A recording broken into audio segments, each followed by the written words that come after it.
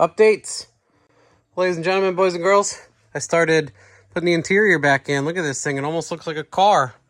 It's got seats and carpet and most of the dash going back in. And I found another oil leak. I didn't tighten my oil filter all the way. I'll tell you that much. I didn't tighten it all the way. The trans pan was leaking a tiny bit in that upper left corner. And I asked Cameron, and cause sometimes when you store them on their pan, you can tear up the seal.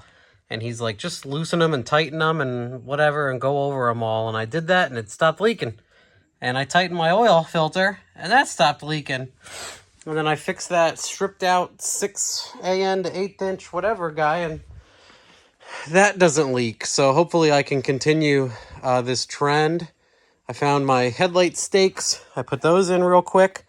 I am cleaning up the wiring. This is for the fan. I have to decide what else might run over here before I just waste looming one whole wire the whole way out. I started tucking everything up in here nice. Obviously the going to get trimmed and zip tied and everything else because my brake lines from Finishing Lines is on the way. And I can't wait to have brakes because then I can essentially move this thing. So then I knew my next order of business would be having a seat to appropriate driving. And then I started putting everything back in, the seats and everything else and the interior. And that's where I wired the start button for now. Till I figure something out. I think I'm going to have Reversion Raceworks do me like a 3D print to put like a whole bunch of stuff here.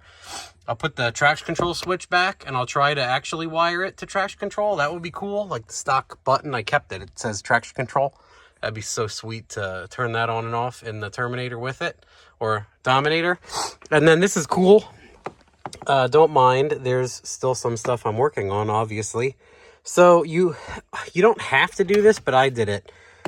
You could install this guy somewhere and not have this problem. But what I wanted to do, since I'm going to mess with this so much, obviously it needs to get cleaned up just a tiny bit, but the rest of it's very organized, all the I/O and everything. These are like little trailer guys that I was trying to figure out what they do. I took that throw up on the floor and made all this, so we're getting there. And then this guy, you can pop these out. Really nice.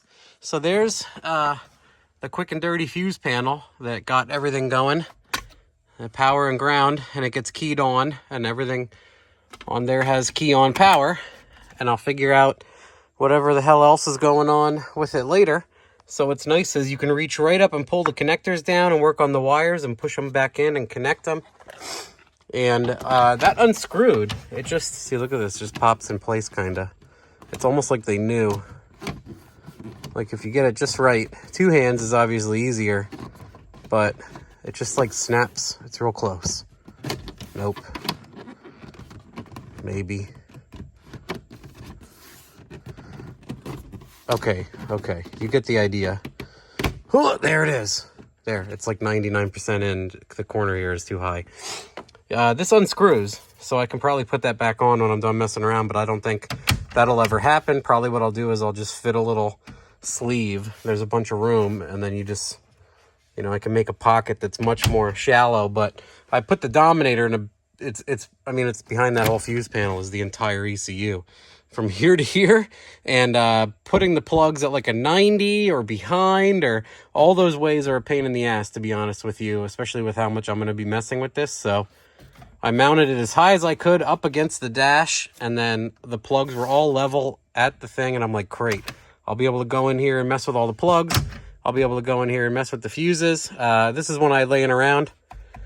Not my first choice. I usually like the battery on and the switch on Blue Sea system, but I'm like, you know what? This will get me rolling, and I just 3M taped it to the Dominator.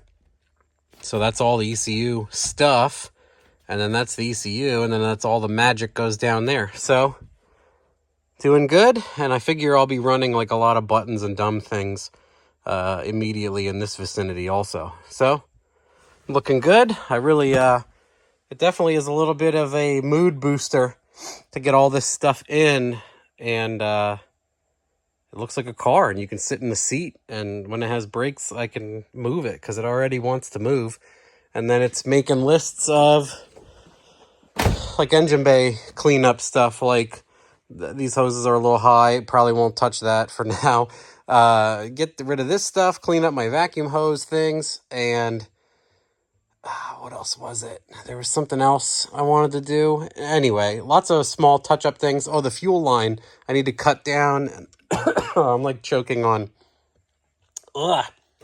insulation or something.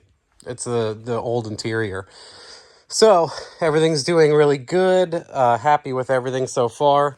I'm working with people to figure out this wiring thing that's been plaguing me lately. And then also what I thought, and someone confirmed, is this is my trans brake wire that I pinned. Seriously. That I pinned in and showed how it works. Well, there's two wires if you have a 480E that's unused in the harness. So I'm going to pull the harness out and de-pin one of those 60E wires and put it into where the trans brake goes. And then I can pull the pin out from here, because then it's already loomed, understand? I don't have to do any effort of running this and have a separate harness. I can just pull it out of there and run it into the solid state relay for the trans brake.